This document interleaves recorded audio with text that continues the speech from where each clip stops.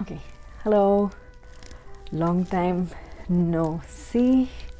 I hope you are doing well. I hope you're still hopeful.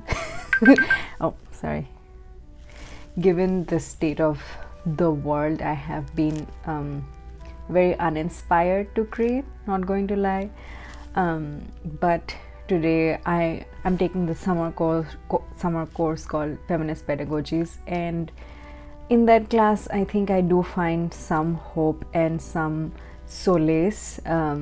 Those 2.5 hours of the day, twice a week, the world, yeah, it's been tough, especially with not just what's going on, but also what we are being bombarded with online on social media platforms. So it, and I don't think, and as humans, I think it's very important for us to not just question and critically think, but also sometimes take a step back and not just reflect, but just sit in the silence. I have been meaning to upload videos or just create in general, but I have not been able to do so. It's been little difficult because creating does give me joy, and lately it has not been the case. So anyway, so today I thought, let me talk about something that I find comfort in, and that is books, and that is fiction. So let me talk about my summer list. So this list will include books that I've recently read and books that are on my list for the summer. So let's get started. The first one I want to talk about is Chimamamda Adichie's Dream Count. I'll just put a picture here. Dream Count was published in 2024, and I borrowed the book from our school library. I read one of the stories, excerpts from the stories, not an excerpt exactly, a little longer version of one of the stories from the novel in the New Yorker a few months back, and I really fell in love with that particular story. So the moment it was out in public, and thankfully our school library had it, I grabbed a copy and I read it.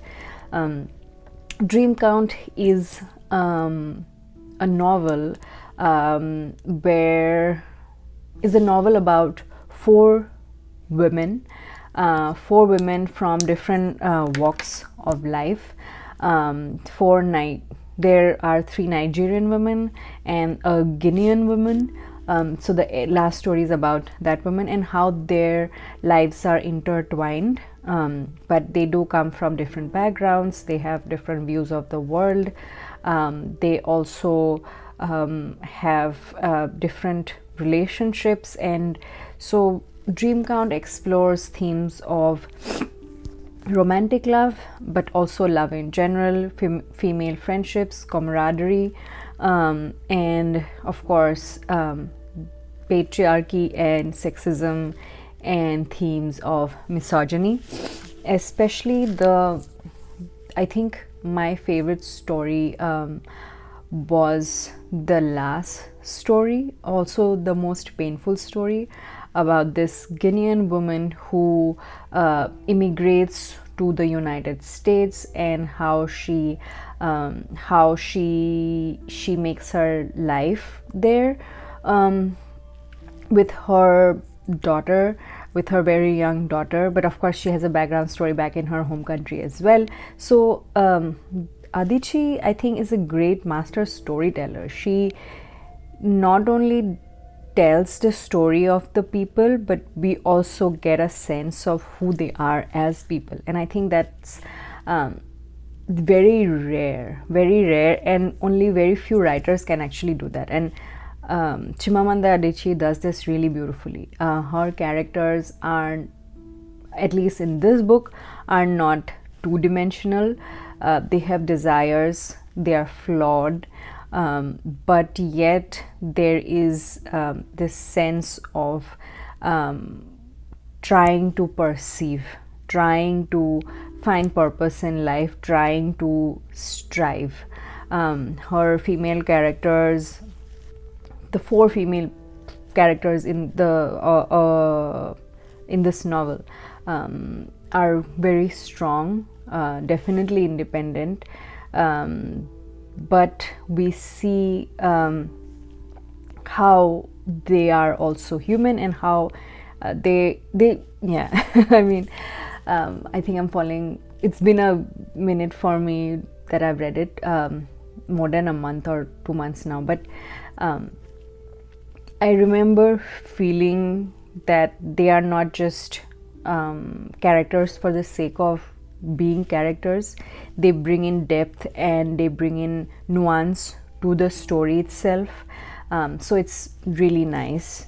There's a story about this really rich Nigerian woman who comes to the United States to study, and then she sort of settles here. She is a travel writer, but again, her life does come with privileges, and how she deals with romantic relationships one after the other. There is another of her friends who is quite religious, and we also get to see her character arc, her relationship with a man, and how she gets pregnant, and so on and so forth. Then we also see another character, another character who is again their friend, but also the main character's cousin, and how she navigates working in Nigeria itself, and how she struggled when she moved to the United States for school, how she struggled in the United States. So there is this clash between culture and the West and the East sort of conversation once in a while, and it's quite evident. The Nigerian culture, I think Chimamanda Adichie, of course, she is Nigerian, so I really appreciated her bringing in Nigeria into this novel as she did. There is a very fine line between exoticizing either a place you know or a place you don't know, and also representing it through your own lens without commodifying it, without exoticizing it, and without basically making that place feel and its people feel like out of the box for no reason. So I think the representation of Nigeria in this book is quite good, at least from the lens of these characters and their social backgrounds. And of course, then there's also this other character, right? The 4th character, who is not from Nigeria, and she works, when she migrates to the United States, she works in the main character's home as a domestic help. So this is how these 4 women are connected, their lives are connected, but we do get to see not just their individual lives, but also how they are connected to each other and how they support each other. And yeah, I would totally recommend Adichie's new novel, Dream Count. The next novel that I read was Zami by Audre Lorde, a new spelling of my name, a biomythography. I was really intrigued by the way she's described her book. I would describe it as a memoir, but Audre Lorde says it's a biomythography, where it's a biography but mixed with mythology. Again, mythology not in the sense of how we understand mythology, but this memoir deals with, of course, it starts when she's super young. She talks about her childhood and her relationship with her mom, and throughout this novel she talks about, she describes her relationships to women in her life. She describes her relationship with her sisters that she wasn't super close to. She describes relationships with her friends growing up as a black child in New York City. Audre Lorde's parents were Caribbean immigrants, and they lived in New York City in Harlem, and she writes about New York. I think I see a different side of New York through Audre. And first of all, this biomythography is very poetic, so you will enjoy her writing. Not only will you will be in a journey. This book, I would say, is a journey. So she starts off by talking about, this novel is about Audre Lorde's relationship with the women in her life, platonic as well as romantic as well as sexual relationships with women. She talks about exploring her sexuality and her love. So this book, and in different stages of her life, the things she comes across as a black woman in the 1950s, in the 1960s. She talks about where lesbian women found solace, especially queer women of color, back in 1960s and 70s in New York City, where the spaces that they felt not just safe but like that they belonged. So she traces her journey and her relationships in this novel, and it's very beautifully written, and there's a sense of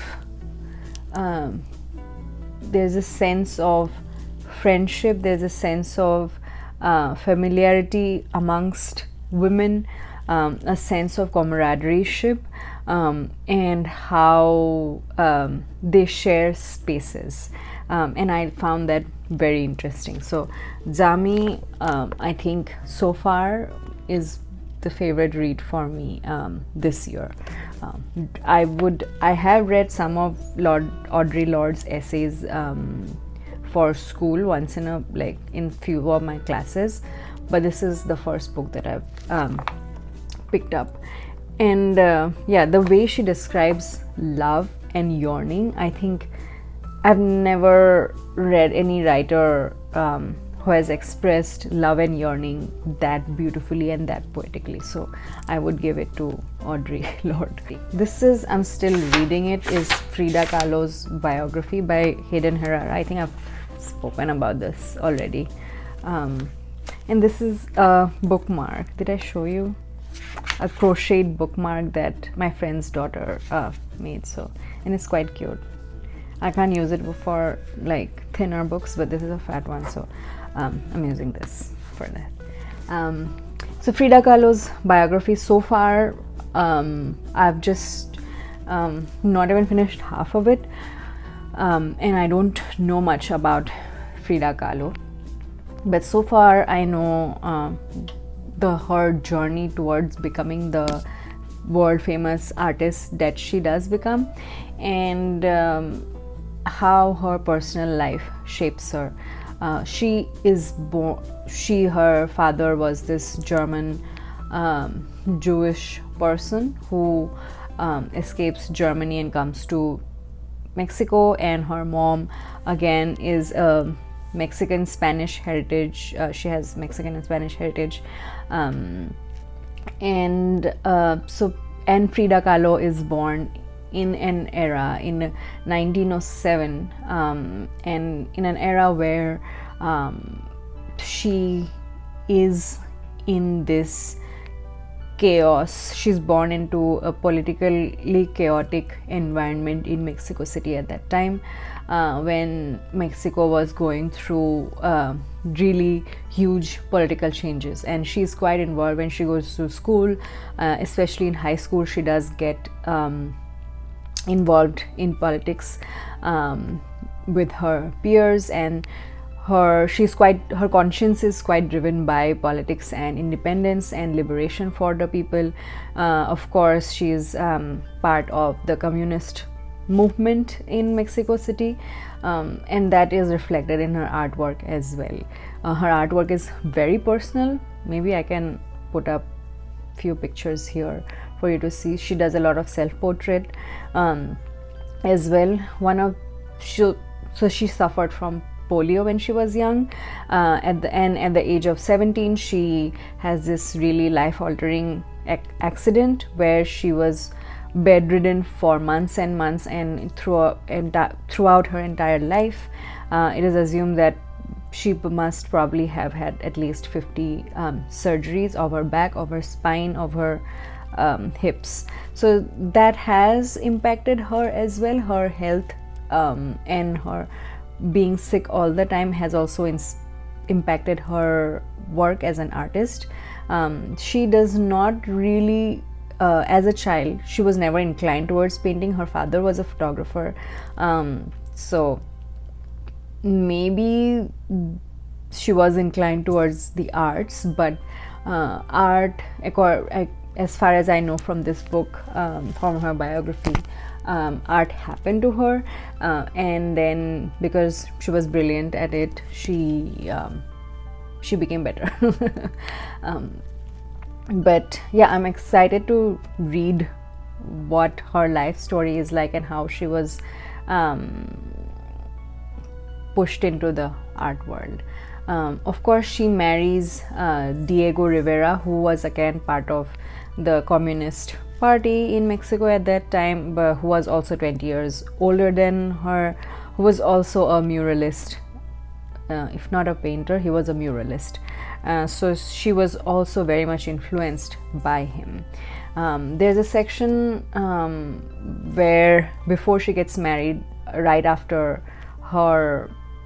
before and after her accident, she was romantically involved with another person called Alexandro, and there are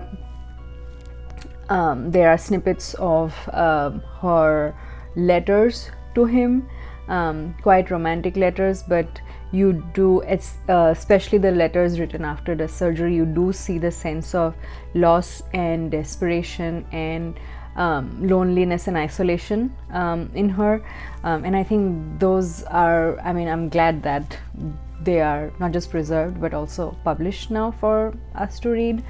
I don't know how much I would love my letters, well, not letters anymore, but text messages to be on a book one day. Yeah, I'm really happy that we get to read that. And yeah, so that's what I've been reading right now. Horizontal Vertigo, A City Called Mexico. Okay. By Juan Villoro. Yes, this was published in 2021. This is a translated version. Of course, I cannot read Spanish. And this cute little bookmark I got from my trip to Savannah. So yeah, I'm really into bookmarks, and I really love to collect bookmarks books from places that I travel to. So, and this was sold in an art market by this really kind woman. She does these arts and crafts. She makes a lot of bookmarks. She also makes a lot of crafty journals. I didn't want to buy a journal because I do have a journal and didn't need it, but I did get a bookmark. So this is about Mexico City. Let me read it. Let me read what its official Penguin website has to say, actually. because I don't want to like blabber nonsense. Juan Villoro wanders through Mexico City, seemingly without a plan, describing people, places, and things while brilliantly drawing connections among them. In doing so, he reveals in all its multitudinous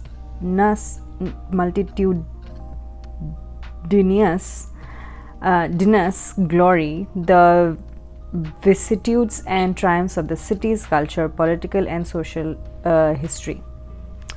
Okay, yeah, so again, keeping my trip to Mexico City alive, that's the reason why I'm not just reading Frida Kahlo but also reading Juan Villoro, because I mean, if I get to go, great, but even if I don't get to go to Mexico City sometime soon, I do want to read about the city to get a sense of its history, its culture, and its people. I think it's something that I really enjoy. Sometimes, of course, traveling I think is a privilege, B, an extremely great opportunity for us to learn, and I think it's of course better than reading, but I think even books provide us a different perspective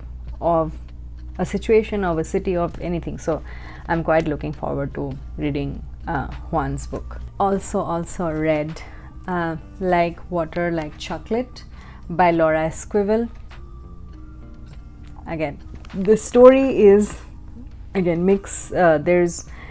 It's of course fictional. There's elements of what is it called? And there are elements of magic realism. I'd forgotten the word for a good minute. And it's a story about Tita. It's the story about Tita, who is born into this family of women, where her mom is the matriarch. They don't exactly have a father because the father has passed away, and it's Tita's story, and she's the youngest daughter, and the tradition of the family is that she, again based in Mexico, she is the youngest daughter, never marries, and is supposed to take care of the mother in old age. So that's the tradition of the family. But Tita, in her teenage years, when she is 15 or 16, finds herself in love with a boy from her town, and then how this boy is, of course her mom does not let her marry the boy, and instead her mom gets her elder sister married to this man, and then it's this story and saga about love, pain, and of course cooking. Let me not forget cooking. So every chapter is about one particular dish and how it's made, and then Tita also has another sister who runs away, becomes a prostitute in a brothel, and finds emancipation in that, and then becomes a soldier, helping, because it was a soldier who had abducts her in the first place. But so she becomes a soldier, and then of course there's this revolution in the background that is happening in this city at that time, in her town, or throughout the country at that moment when it's set. So we do get a glimpse of Tita's journey, how she embraces love that she can never have, the pain of knowing that you cannot have that love, but also we do get to see her standing up to her mother later on, like really later on in her life. Then there's also another character there's a doctor character who falls in love with Tita, and they decide to get married. So it's again, I don't want to give any spoilers, but it's I would say, I mean, a drama. Let's say it's a family drama, and the lead character is Tita here. So there are, again, of course, topics of I would say internalized misogyny, how sometimes we carry on traditions which just don't make sense, but we do it for the sake of it, and are quite not just primitive but also rudimentary to women or people, in this case Tita, of course. And yeah, so again, a fun read, a light read, and a quick read. So if anybody wants to read a love story, sort of, yeah, you can grab like milk, like like water for chocolate. And this is quite popular because it's apparently also made into a movie, so quite a hit. So the next book that I have in my list is Heartland by Banu Mushtaq, of course, published in 2024, winner of International Booker Prize. It comprises of 12 stories about Muslim women living in southern India, of course originally written in Kannada and translated into English. So I'm looking forward to that. I got hold of an e-version, e-copy, so I'm looking forward to that. Another book that is on my list, it's The Parisian by Isabella Hammad, who is a Palestinian author. She writes about this story about loss, alienation, and settling in a new place, immigrating into a new place, and the sense of belonging and questioning one's place in a new place. You know what I mean? I've requested this book from our school library because our library has it, so I'll pick it up someday soon. So this is on my list, and I want to see, I want to read, I think Jhumpa Lahiri does a great work of writing stories where you do get to read about the sense of displacement, the sense of loss, loss of identity and loss of the self in a foreign environment. And I'm quite excited to read Isabella Hammad's take on this Palestinian character who moves to Paris. So yeah, I'm quite excited to read that. And I also want to read Land Where I Flee by Prajwal Parajuly. He is an author born, a Nepalese author born in Sikkim. He's from Sikkim, and he writes these stories where he brings in his own identity of his Nepalese experience in Sikkim, but also ties it with his diasporic identity in the West. So I'm quite excited to read his not just his take, but also his story about that. Especially the title of the story quite it intrigued me, Land Where I Flee. So I'm interested to see what Prajwal has. Prajwal, if I mispronounced his name earlier. Yeah, so these are some of the books that I have read and that are on my list. And yeah, do let me know what you are reading this summer, if there is any interesting or new, or yeah, I do want to read something fresh and something not light exactly, but new and nuanced. I would say fresh and nuanced is my my summer 2025 reading list theme. So yeah, this collection is quite I think random, but at the heart of these, I feel like there is these stories and these authors talk about freedom, they talk about liberation. They don't just ponder over and on oppression.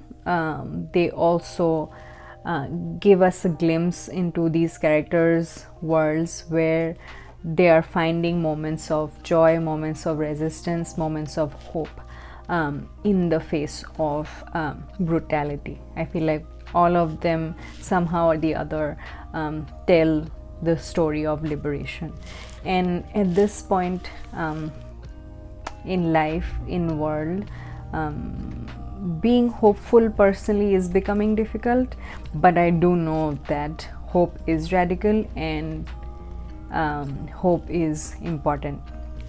Today in the class, one of our in my feminist pedagogy class, one of my classmates, my peers, they said they were asking that how are we able to navigate this situation in the world right now, with politics, with social changes, with climate change, and whatever is going on. And I mean, to be honest, I don't think I'm navigating at all. I don't think I am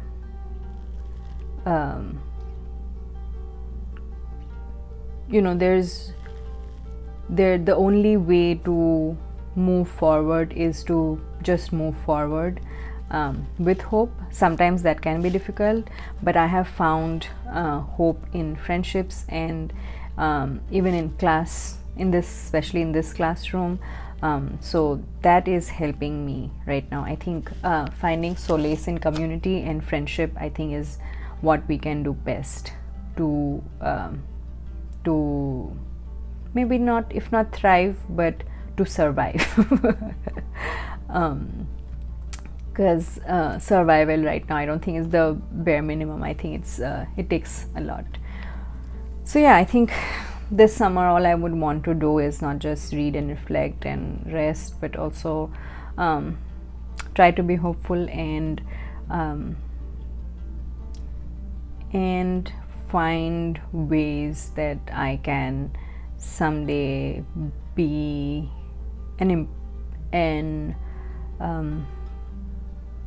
a useful part of society, community.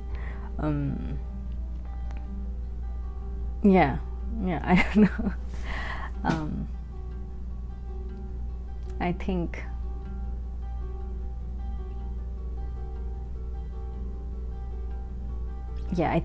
we do not have the privilege of ignoring life and world anymore.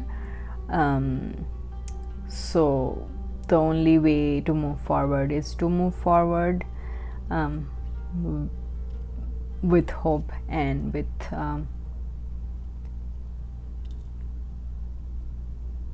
with resilience, if not resistance. These are weird times, and I don't know. I don't want to spiral again. So anyway, I hope to see you soon in my next video.